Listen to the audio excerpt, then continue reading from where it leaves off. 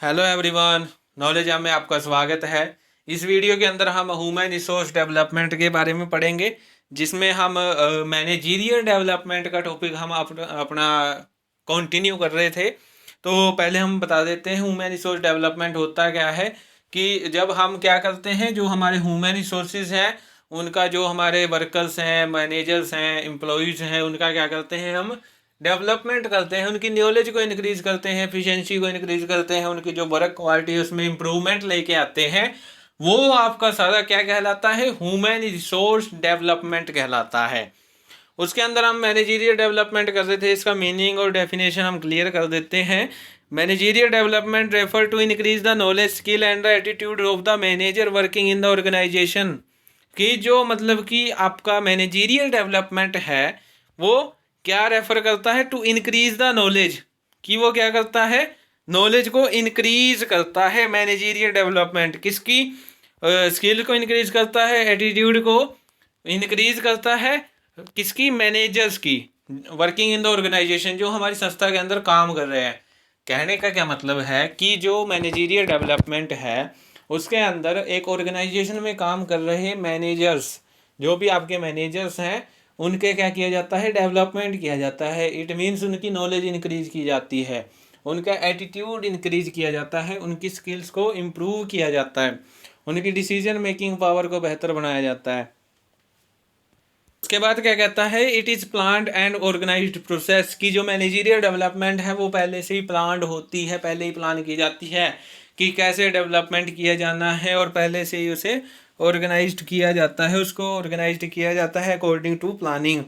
उसके बाद क्या कहता है, इसकी डेफिनेशन दी गई है अकॉर्डिंग टू विलियम गुलिक। क्या कहते हैं, managerial development is a process by which managers gain the experience, skill and attitude to become और remain successful leader in their enterprises. कि जो आपके मैनेजर्स हैं वो क्या करते हैं, वो अपने जो उनकी ऑर्गेनाइजेशन है, जो उनका एंटरप्राइजेज है, उसके अंदर लीडर बनने के लिए या लीडर बने रहने के लिए क्या करते हैं, स्किल्स, उनकी नॉलेज, उनका एटीट्यूड, उसको क्या करते हैं, इंक्रीज करते हैं, गेन करते हैं। वो आपका क्या होता है, मैनेजरियल डेवलपमेंट होता है, प्रबंधकीय विकास हम उसे कह देते हैं। तो ये आपका मीनिंग था, डेफिनेशन थी। जो डेफिनेशन किसने दी है, विलियम गुलेक ने आपकी डेफिनेशन दी है। अब उसके बाद इसकी प्रोसेस करते हैं कि जो मैनेजरियल डेवलपमेंट है उसकी क्या क्या प्रोसेस हो सकती है। प्रोसेस में आपका फर्स्ट पॉइंट आता है, determining the needs for organisational development. संगठनात्मक विकास हेतु प्रबंधकों की आवश्यकता का निर्धारण। कि इसमें क्या किया जाता है कि जो आपके मैनेजर्स हैं उनकी नीड्स का क्या किया जाता है, निर्धारण किया जाता है। कि संगठनात्मक विकास के लिए, संगठनात्मक विकास के लिए, ऑर्गेनाइजेशनल डेवलपमेंट के लिए, कि जो मैनेजर्स हैं, जो प्रबंधक हैं, उनकी क्या क्या नीड्स हैं, उनका निर्धारण किया जाता है, उनको जानना जाता है। उसके बाद सेकंड स्टेप क्या आता है, सेकंड स्टेप में आता है analysing the present managerial talents, वर्तमान प्रबंधकीय कौशल का विश्लेषण करना। इसके अंदर जो मतलब कि आपके मैनेजर्स हैं उनके जो मतलब के गुण हैं, क्या उनकी एबिलिटी है, और क्या उनकी सीखने की जो मतलब कि इच्छुकता, जिसे हम बोल देते हैं, सीखने के लिए वो सही जागरूक हैं या नहीं हैं। तो ये सब इसके अंदर पता लगाया जाता है।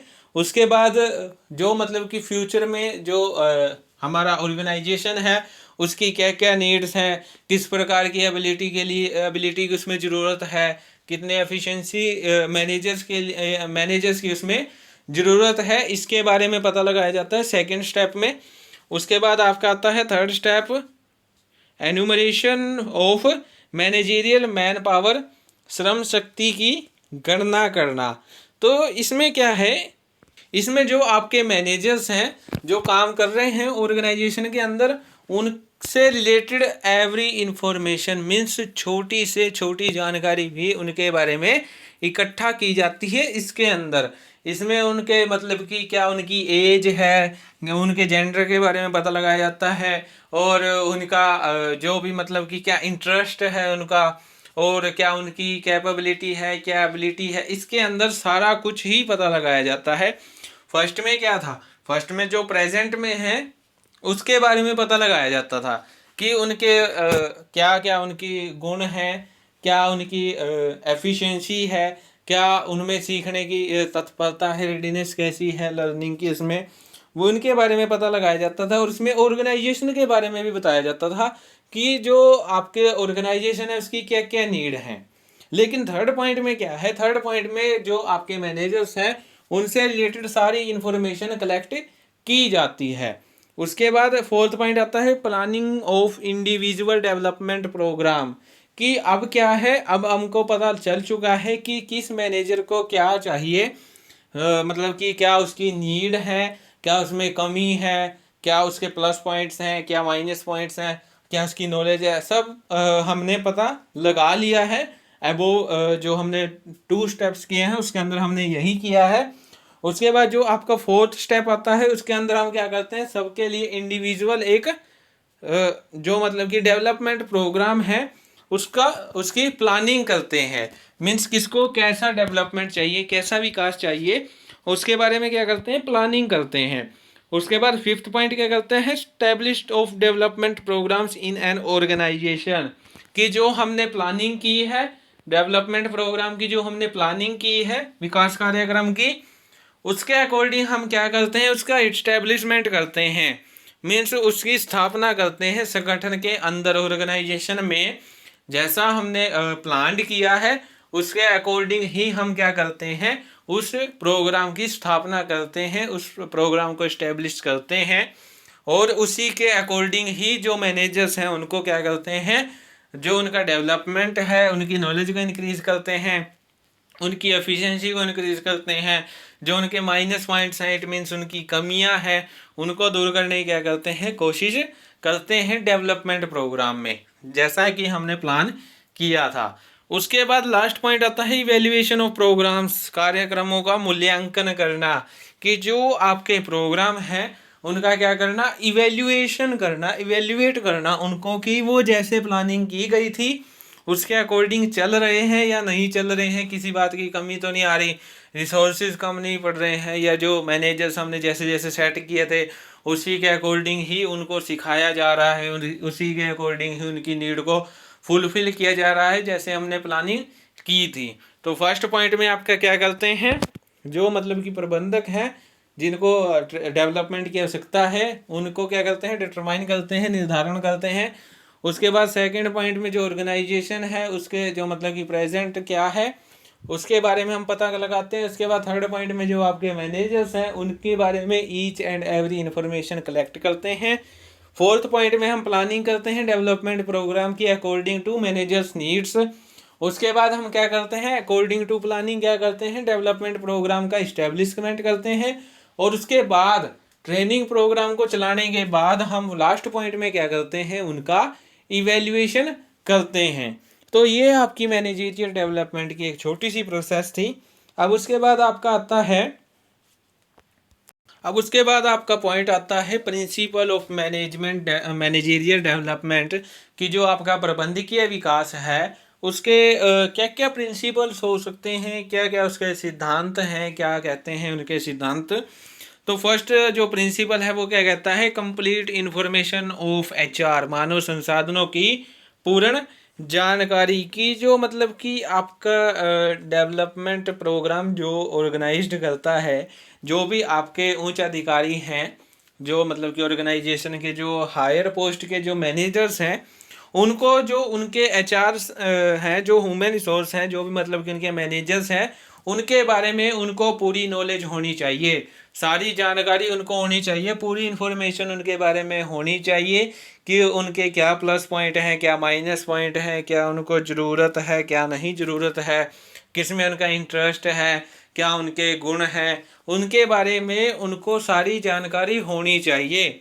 उसके बाद सेकंड पॉइंट क्या कहता है, एक्सेप्टेंस ऑफ रिस्पॉन्सिबिलिटी, कि ये जो प्रिंसिपल है ये वो कहता है कि जो भी आपके हायर पोस्ट के जो मतलब कि मैनेजर्स हैं उनको अपनी सारी जिम्मेवारियों के बारे में पता होना चाहिए, और उन सारी जो रिस्पॉन्सिबिलिटीज़ हैं उनको क्या करना चाहिए, पूरा करना चाहिए। जैसी जैसी उनकी रिस्पॉन्सिबिलिटीज़ हैं, जो जो उनके काम हैं, उनको ऑनेस्ट तरीके से ऑनेस्टली वो क्या करने चाहिए, पूरे करने चाहिए एक ऑर्गेनाइजेशन के अंदर। उसके बाद थर्ड पॉइंट आता है various programmes of development.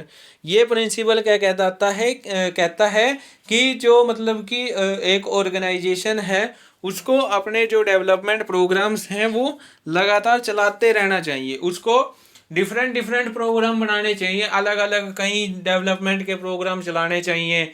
Means कभी किसी चीज़ का डेवलपमेंट कर दिया, कभी नॉलेज का डेवलपमेंट किया, कभी उनकी प्रैक्टिकल नॉलेज का डेवलपमेंट किया। तो उनको क्या है, उनको कई प्रकार के ऐसे ट्रेनिंग प्रोग्राम इस्टेब्लिश करने चाहिए। उसके बाद फोर्थ पॉइंट क्या कहता है, प्रिंसिपल ऑफ मोटिवेशन। ये जो प्रिंसिपल है ये कहता है कि जो आपके मैनेजर्स हैं उनको क्या करना चाहिए, टाइम टाइम पे मोटिवेट करना चाहिए, ताकि जो मतलब कि ट्रेनिंग जो हम प्रोग्राम चलाते हैं, जो भी उनके डेवलपमेंट प्रोग्राम चलाते हैं, उनमें वो क्या कर सके, सक्रिय रूप से भाग ले सकें, अच्छे से उन प्रोग्राम में पार्ट ले सकें, उसके अंदर क्या दिखाएं, इंटरेस्ट दिखाएं। उनके नीड्स को फुलफिल करके ही उनको मोटिवेट किया जा सकता है, उनका इंटरेस्ट बनाना पड़ेगा। ठीक है, उनको मतलब कि कई तरीकों से क्या किया जाना चाहिए, मोटिवेशन किया जाना चाहिए, ताकि वो क्या कर सकें, जो आपका ट्रेनिंग प्रोग्राम है उसके अंदर क्या ले सकें, पार्ट ले सकें। उसके बाद फिफ्थ पॉइंट आता है प्रिंसिपल ऑफ पीरियड, अवधि का सिद्धांत। ये प्रिंसिपल क्या कहता है कि जो आपका ट्रेनिंग प्रोग्राम है, डेवलपमेंट प्रोग्राम जो होता है, वो शॉर्ट टाइम पीरियड के लिए नहीं होना चाहिए, वो लॉन्ग टाइम पीरियड के लिए होना चाहिए। अब मान लीजिए कि जो एक क्लास है उसके अंदर क्या है, स्टूडेंट्स को पढ़ाया जा रहा है।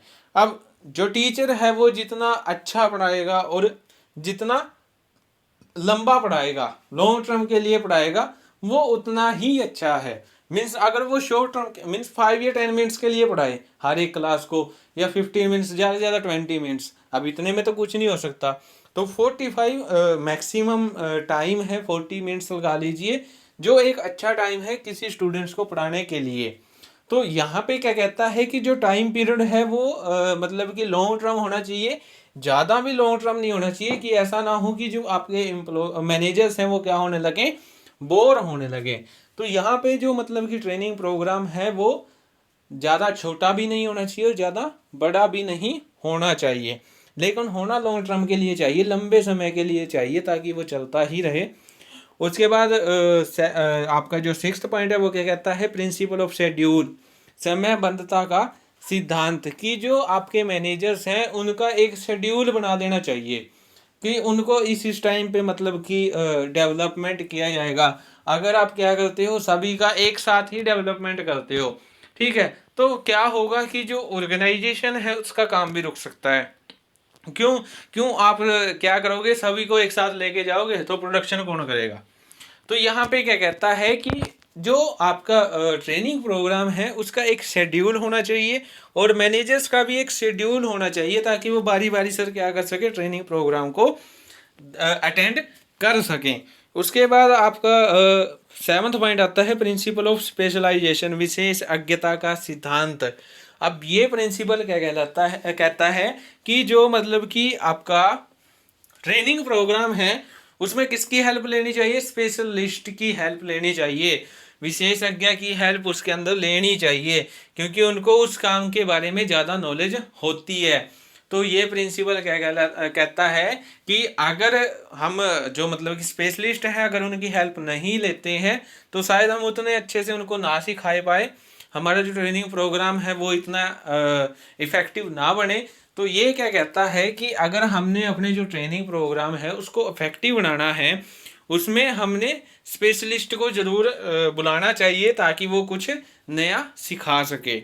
उसके बाद एट्थ पॉइंट क्या कहता है, प्रिंसिपल ऑफ फ्लेक्सिबिलिटी, लोचदारता का सिद्धांत। ये क्या कहता है कि जो ट्रेनिंग का जो प्रोग्राम है, जो डेवलपमेंट प्रोग्राम है, उसमें क्या होना चाहिए, फ्लेक्सिबिलिटी होनी चाहिए, लोचदारता के अंदर होनी चाहिए। क्यों, ताकि जब हम क्या कर रहे हैं, अभी तो हम ट्रेनिंग प्रोग्राम क्या कर रहे हैं, प्रेजेंट के अकॉर्डिंग चला रहे हैं, मीन्स प्रेजेंट में जो टेक्नोलॉजी चल रही है उसके अकॉर्डिंग हम उनको क्या कर रहे हैं, development programme, training programme provide करवा रहे हैं। लेकिन इन केस अगर ज़रूरत पड़े कि जो फ्यूचर है वो क्या है, अनसर्टेन है, चेंजेबल है, कि इन फ्यूचर अगर कभी भी टेक्नोलॉजी में चेंज हो जाए तो हमारा जो ट्रेनिंग, जो डेवलपमेंट प्रोग्राम है, हम उसको भी क्या कर सकें, उस टेक्निक के अकॉर्डिंग क्या कर सके, उस टेक्नोलॉजी के अकॉर्डिंग क्या कर सके, चेंज कर सकें। तो जो आपका मतलब कि प्रोग्राम है वो क्या होना चाहिए, फ्लेक्सिबल होना चाहिए, उसके अंदर लोचदारता होनी चाहिए।